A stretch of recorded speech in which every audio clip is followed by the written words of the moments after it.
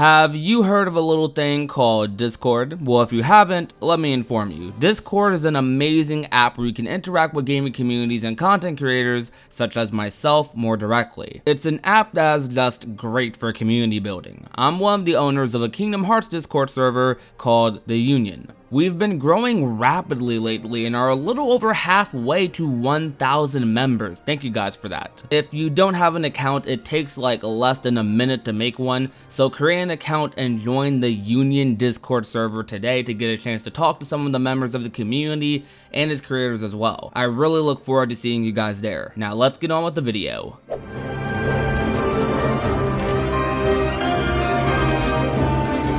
How's it going, ladies and gentlemen of YouTube? My name is Prodigy and welcome to another one of my videos on the channel. So the press conference portion of E3 is pretty much done. Lots of games were announced at the conferences, and specifically this year, in my opinion, Nintendo and Square Enix absolutely killed it. Now, we did not get that much Kingdom Hearts news at E3, though there will likely be post E3 interviews like there usually are when the full event is officially done later in the week that might reveal some information for us. But for now, all we got out of Kingdom Hearts this year at E3 was a new Kingdom Hearts 3 ReMIND trailer, which was specifically revealed at the Kingdom Hearts Orchestra on Saturday. Now, I've already talked about this trailer very minimally in my initial reaction to it, though I have yet to go in depth as to what this trailer holds and what exactly they are telling us through this trailer. Though, without further ado, let's get on with the video. Starting off the trailer, we see young Xehanort, who I'd like to assume is with the Master of Masters based off of how expressive the Master of Masters seems to be here, or how expressive this hooded figure seems to be here. So we start off the trailer seeing these two, and this trailer isn't voice acted, which I think is a little weird, but I still get a different vibe from young Xehanort here regardless of the voice acting, or the lack thereof.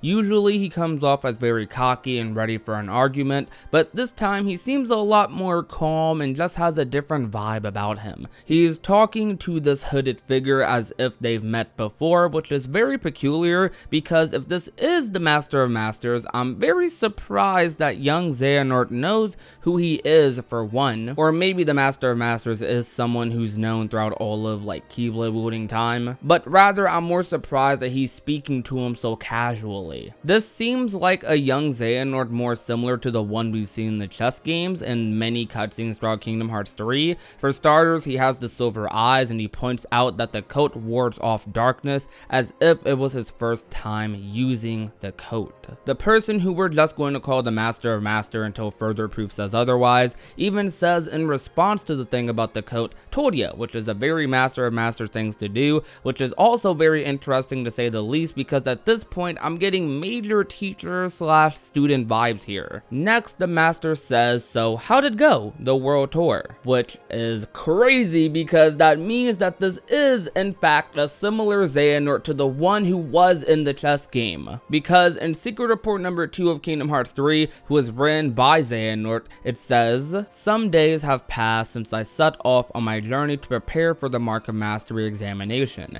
Ericus asked for leave to undertake the same pilgrimage, but apparently I'm to be the first to tour the world's written of in the old fairy tales. Until a few short years ago, I'd only known my own world, a speck of land surrounded by sea, but how I dreamed of, yearned for the world beyond. And granted guidance from the future, I left that nest behind as I treaded the path my master's side. I came in contact with darkness in many forms. I knew even then, as by instinct terrifying as its power was, it could be harnessed, mastered. Ericus is a blue blood, descended from the very first masters in the age of fairy tales, but I did not come this far to indulge in adulation. I will be his peer, his equal, and to do that, I must learn to wield the power born from both darkness and light in proper balance."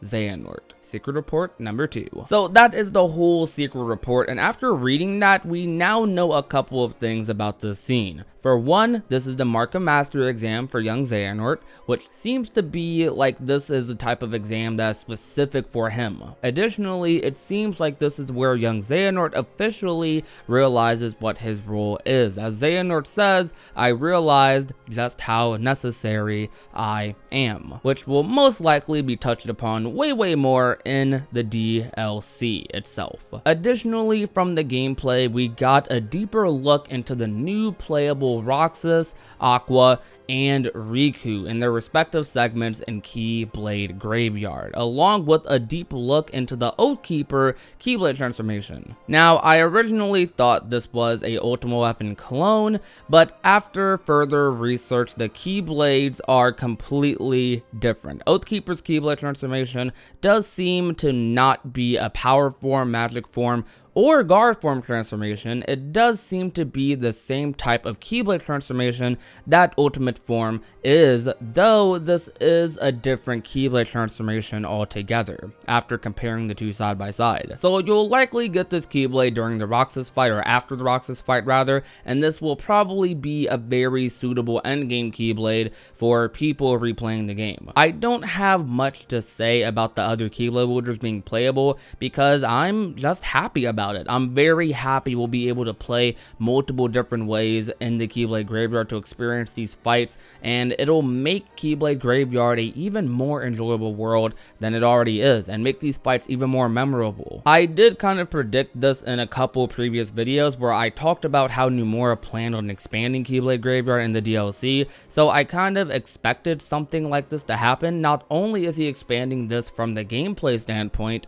but from a story one as well. 95% of people are happy with this. Some people are mad this is DLC and isn't free because they think this is the only content we'll be getting. I feel like it's fine personally and doesn't take away from the game and only adds to it. Nomura in fact even assured people on Twitter that this isn't the only content by saying this. Though it's already live, I'd like to share the Kingdom Hearts 3 paid DLC ReMIND teaser here. There's footage from the new scenario and Sora fighting. We're also preparing other features like the limit cut boss, so please hang tight. I hope you're excited for it. So we should have plenty more coming soon. Next up in this short trailer, we have Luxor talking to Xigbar or Luxu. This scene seems like it will be added into Olympus and will be another teaser for the eventual epilogue in the game. Not only does it seem to be another tease for Xigbar in the epilogue, though it is also most definitely a tease for Luxord as well, for who he might end up being in the series. I've seen theories going around saying Luxord could be the player in Kingdom Hearts Union Cross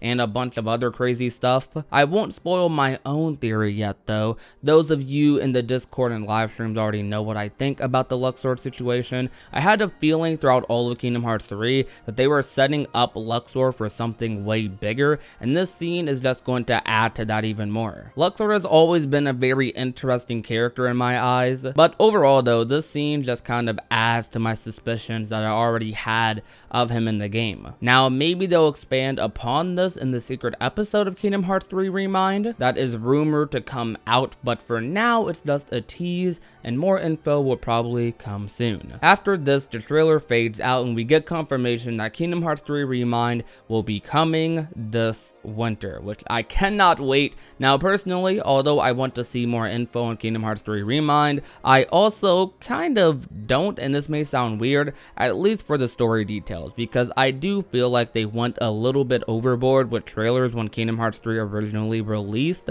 and I hope they don't spoil too much of ReMIND in the trailers, and we are definitely going to be seeing more of them in the summer and fall, but I really hope that they don't go too crazy with the story details, don't spoil us on anything, or ruin any experience or surprise that may happen. But if they decide to, that's on them and sadly on us, but I'm hoping for the best. I'm hoping that with the trailers they kind of keep it strictly gameplay going forward, because I don't mind being spoiled on bosses or knowing what these certain fights are going to be, but I do kind of care about the story stuff a lot, and it's one of the things that I'm most interested in going into the DLC, and I would like that not to be spoiled, Square, please. They've been doing amazing with trailers for like 7 Remake and stuff, but for their other games, they're not quite as good with the spoiler stuff. That will be about it for today's video though. If you enjoyed, leave a like, share the video with a friend or family member, and last but not least, if you have not already and want to become a part of the union, all you have to do is hit that red little subscribe button down below. My name is Prodigy, and I